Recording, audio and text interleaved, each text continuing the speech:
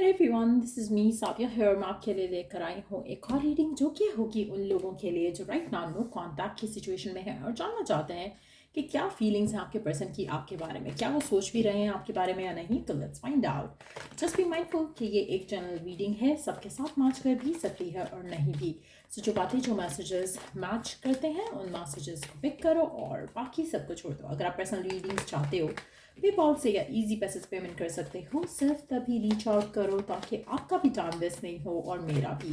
So let's see कि क्या आपका पर्सन आपके बारे में सोच भी रहा है नो कॉन्टैक्ट की सिचुएशन में रहते हुए। Let's find out. We do have the temperance, seven of swords, the death,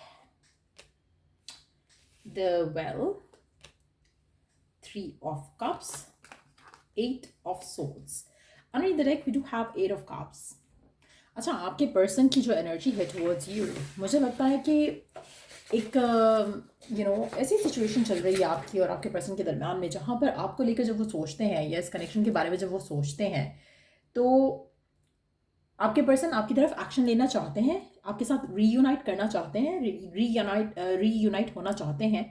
पर एट द सेम टाइम ऐसा लग रहा है कि जैसे आपके पर्सन करंट सिचुएशन में या तो उन्होंने आपसे कुछ झूठ बोला है या फिर आपने उनसे कोई झूठ बोला हुआ है जिसकी वजह से उनके अंदर करेज नहीं हो पा रहा है कि वो आपकी तरफ एक्शन ले सकें।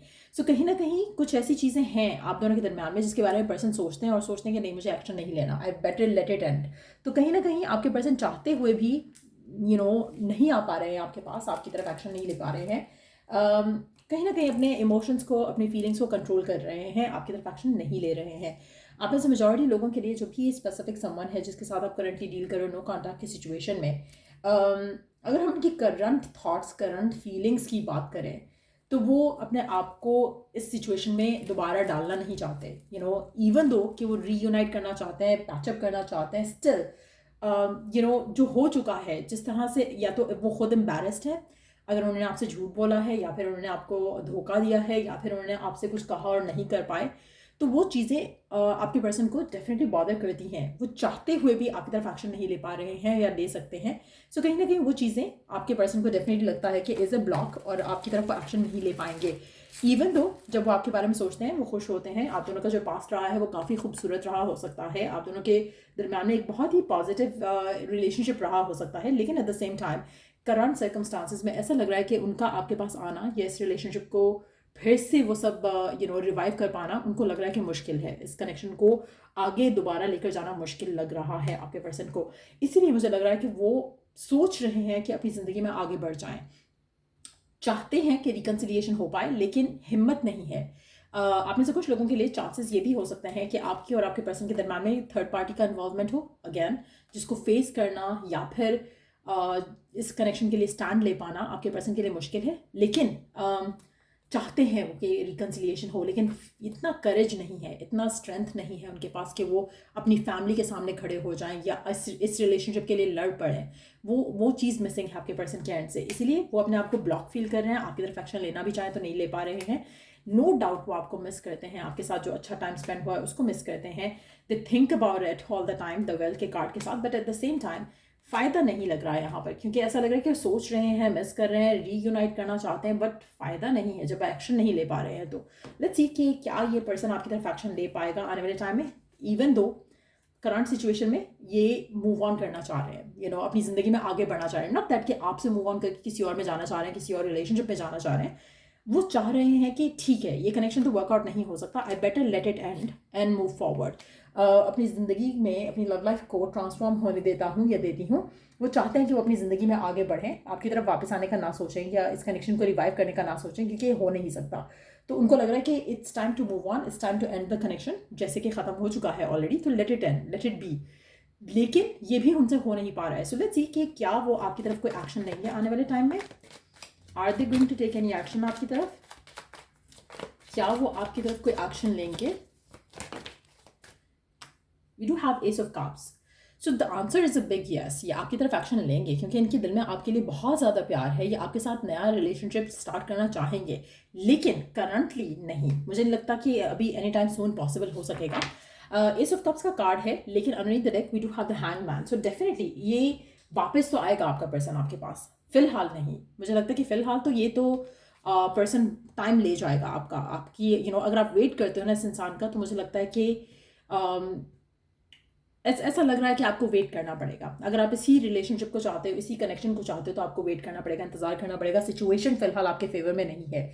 आपके पर्सन की सिचुएशन हो सकती है, आपकी सिचुएशन हो सकती है, लेकिन फेवर में डेफिनेटली नहीं है। सो कहीं ना कहीं आपके पर्सन और आपको इस रिलेशनशिप को अगर आप चलाना चाहते हो, कुछ सेक्रीफाइसेस करने पड़ेंगे,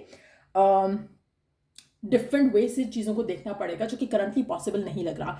आपके पर्सन का माइंडसेट थोड़ा बहुत बल्कि थोड़ा नहीं बहुत ज़्यादा नेगेटिव है राइट नाउ, इसीलिए वो एक्शन लेने के मूड में नहीं आ रहे हैं फिलहाल। लेकिन एज आई सेड कि विद एस ऑफ कप्स क्या वो एक्शन लेंगे, अगर हम पूछें ये सवाल और उसके बदले में ये जवाब आए एस ऑफ कप्स का, तो डेफिनेटली वो एक्शन लेगा। लेकिन इंतज़ार इंतज़ार इंतज़ार, जब तक वो प्रिपेयर्ड नहीं होते, जब तक वो रेडी नहीं होते आपको कुछ सॉलिड ऑफर करने के लिए, वो आपकी तरफ एक्शन नहीं लेंगे। सो आपको वेट करना पड़ेगा, आपको पेशेंस के साथ काम करना पड़ेगा। लेट्स सी कि टाइमिंग अगर हम जान सकते हैं कि कब तक पॉसिबल है कि ये पर्सन आपकी तरफ एक्शन ले पाए, कब तक हो सकता है कि ये पर्सन आपकी तरफ एक्शन ले पाए, it's not the right time. पहला कार्ड कह रहा है it's not the right time. So like I said earlier, उनके जो ब्लॉकेजेस हैं ना, अब आई डोंट नो कि वो उनके माइंड के ब्लॉकेजेस हैं कि रियलिटी में सरफेस लेवल पे ऐसे कोई ब्लॉकेजेस हैं जो कि उनको रोक रहे हैं आपकी तरफ एक्शन लेने से, लेकिन डेफिनेटली ब्लॉक्स हैं। इसीलिए टाइम जो है वो एक रीज़न बन रहा है यहाँ पर। आप दोनों की सेपरेशन जो है वो लंबी होगी अभी फिलहाल। So it's not the right time. तो कहीं ना कहीं ब्लॉकेजेस हैं आप दोनों के कनेक्शन के रिगार्ड में। तो फिलहाल एनी टाइम सून मुझे नहीं लग रहा कि पर्सन आपकी तरफ एक्शन लेंगे, लेकिन लेंगे ज़रूर। ठीक हो गया। अगर हम बात करें नेक्स्ट कार्ड की, तो वो है फास्टर देन यू थिंक। आप में से मेजॉरिटी लोगों को राइट नाउ चाहिए कि सरेंडर कर दो। जितना ज़्यादा पर्सन के पीछे भागोगे या चेज आफ्टर करोगे, उतना ज़्यादा डिलेज आएंगे। जितना जल्दी अपने आप को मेंटली, फिजिकली, इमोशनली रिलैक्स कर लोगे with a faith and believe कि जब डिवाइन चाहेगा तो इंशाल्लाह ये पर्सन आपके पास वापस आएगा, उस माइंडसेट के साथ जब आप इस रिलेशनशिप के आगे एक्सपेक्टेशन लगाकर जाते हो, पॉजिटिव रहते हुए, तो चीज़ें जल्दी हो जाएंगी। लेकिन अगर आप चेज आफ्टर करोगे, बार बार सोचोगे कि कब आएगा कब आएगा कब आएगा, और अपने माइंडसेट में बार बार नेगेटिव सिनारियोज को रिपीट करते रहोगे या डाउटफुल होगे, फियरफुल होगे, उतना ज़्यादा डिले आएगा। सो कब होगा पैचअप, कब आएगा ये पर्सन, कब आपकी तरफ एक्शन लेगा? When you let go. Again same energy same card, same energy different card, कि जब फिलहाल तो it's not the right time कि ये चीज़ें वर्कआउट हों आप दोनों के दरमियान में। अभी आपको लेट गो करना है, अभी आपको सरेंडर करना है। पर्सन आपकी तरफ एक्शन लेगा, और तब लेगा जब आपके माइंड में इसका थॉट इस तरह से नहीं होगा जैसे कि करंटली है। सो चीज़ें बहुत स्पीडीली आगे बढ़ेंगी, लेकिन जब आप सरेंडर कर दोगे उसके बाद। सो सरेंडर करना बहुत ज़रूरी है। अगर आप सरेंडर नहीं करते हो, उतने ही डिलेज आएंगे, उतने ही ब्लॉकेजेस आएंगे जितने कि करंटली हैं। और अगर आप इस एंडिंग को रेजिस्ट कर रहे हो, तो तब भी आपकी ज़िंदगी में इस इंसान के साथ बहुत ज़्यादा ब्लॉकेजेस आएंगी। So what you need to do is surrender. What you need to take action about it is कि आप अपने आप को रिलैक्स कर जाओ, पॉजिटिव रहो, रिलैक्स करो, पॉजिटिव रहो, रिलैक्स करो। माइंडसेट अपना आप जो है उसको पॉजिटिव रखो, लेकिन एट द सेम टाइम अपने आप को इस इंसान के इंतज़ार में उस तरह से जैसे आप वेट कर रहे हो। फॉर इंस्टेंस आप चाहते हो कि चीज़ें वर्कआउट हो जाएं, चीज़ें वर्कआउट हो जाएंगी, लेकिन जिस तरह से आप वेट कर रहे हो ना कि बार बार फ़ोन चेक करोगे या बार बार आप पर्सन को रीच आउट करने की कोशिश करोगे, you don't have to do all of that. आप अपने आप को रिलैक्स रखो, जितना रिलैक्स रखोगे उतनी जल्दी रिकन्सिलिएशन हो जाएगा। सो या ये रीडिंग आप लोगों की अगर आपको हेल्प किया हो, गाइड किया हो इस रीडिंग ने, तो लाइक, शेयर, सब्सक्राइब और फॉलो ज़रूर करो। चलो I do the next reading आप लोगों के लिए। Take care and bye.